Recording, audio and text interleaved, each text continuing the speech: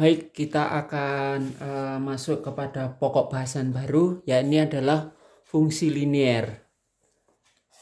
Fungsi linier bentuk umumnya adalah Y sama dengan MX plus C.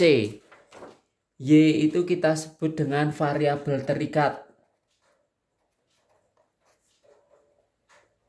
Ataupun kita sebut dengan dependent variable, sedangkan X kita sebut dengan variabel bebas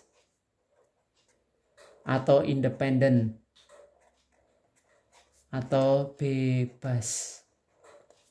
Nah, C adalah konstanta. Sedangkan M adalah gradien atau sebutannya kemiringan, atau bisa juga sebutan yang lain adalah slope atau lereng. Nah, sebagai contoh kita lihat Y sama dengan 10 plus 0,2 X. Berarti gradiennya berapa? Gradiennya adalah M-nya sama dengan 0,2. Nah, sekarang kita akan mengenal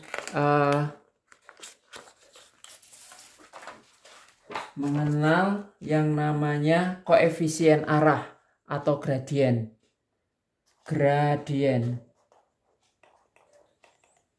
Nah, gradien ini kalau seandainya dari kiri bawah ke kanan atas, ini M-nya positif.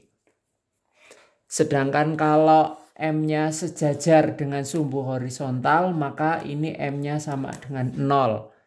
Tetapi kalau dari kiri atas ke kanan bawah, seperti ini gambarnya, maka ini M-nya bernilai negatif.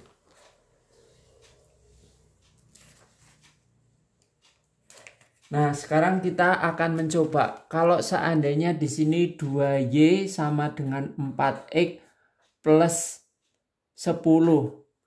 Maka di depan X gradien ini bukan kita katakan bernilai 4. Tetapi Y-nya ini dalam keadaan nilainya bernilai 1. Sehingga kita bagi terlebih dahulu dengan 2. Maka di sini 2Y bagi 2 sama dengan Y. 4X dibagi 2, 2X.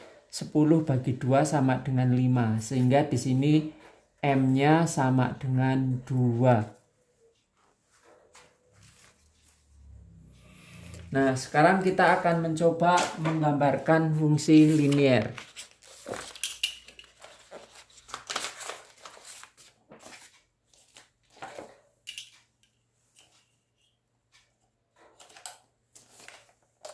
Kita ambil contoh saja di dalam sebuah buku. Kalau Y sama dengan 3X plus 1. Nah, ini kita akan menggambarkan kepada sumbu, namanya sumbu koordinat kartesius ya. Ini adalah yang vertikal sumbu Y dan yang horizontal adalah sumbu X. Pertemuannya namanya titik 0. Titik 0 ini kita sebut dengan titik pusat ataupun titik origin. Nah, cara menggambarkannya kalau secara manual adalah kita anggap saja ini nilai X dan ini nilai Y. Kita anggap dengan X-nya bernilai 0, kemudian 1, kemudian 2, kemudian 3. Kalau X-nya 0, kita masukkan ke sini 3 kali 0, 0 ditambah 1, maka bernilai 1. Kalau kita masukkan angka di sini 1, 3 kali 1, 3, tambah 1, 4. Kita masukkan 2, 2 kali 3, 6, tambah 1, 7. Kita masukkan 3, 3 kali 3, 9, tambah 1, 10. Nah, ini kita sebut dengan titik.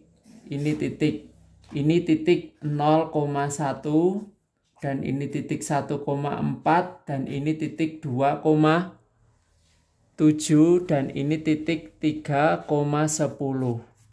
Nah, kalau selalu kita meletakkan X dulu baru Y.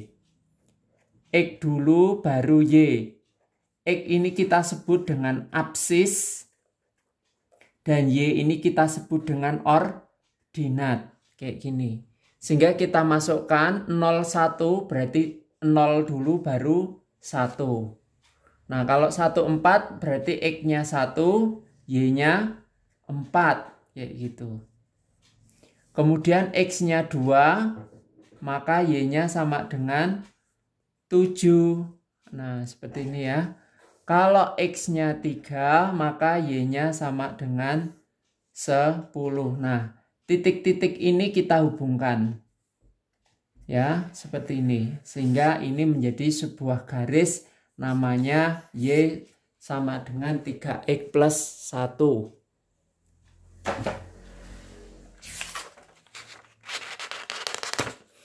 Kemudian kita lanjutkan ke contoh yang berikutnya. Y sama dengan 3X.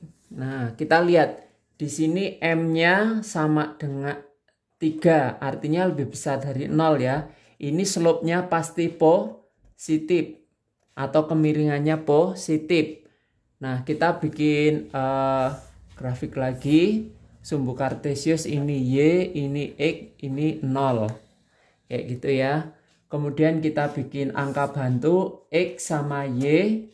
X-nya 0, 1, 2. Contoh kayak gini ya. Nah, kalau kita masukkan angka 0, 3 kali 0, 0. Maka Y-nya juga ikut 0. Kalau X-nya 1, 3 kali 1, 3. Maka Y-nya 3. X-nya 2, 3 kali 2, 6. Y-nya 6. Sehingga kita masukkan saja 0,0. Kemudian di sini 1. Kemudian di sininya angka 3, kemudian di sininya angka 2, dan di sininya angka 6.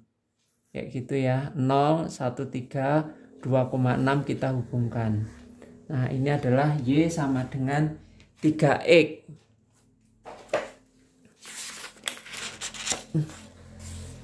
Kemudian contoh berikutnya, kalau slope-nya negatif, Y sama dengan min 2X plus 10. Nah, ini gradiennya bernilai negatif.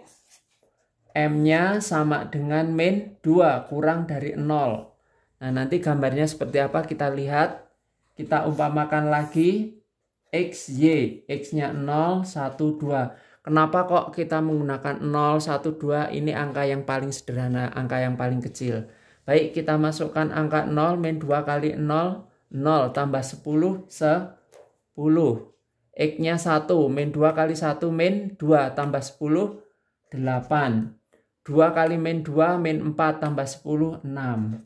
Kita bikin lagi grafik kartesiusnya. Di sini 0, di sini Y, dan di sininya adalah X. Kayak gitu ya.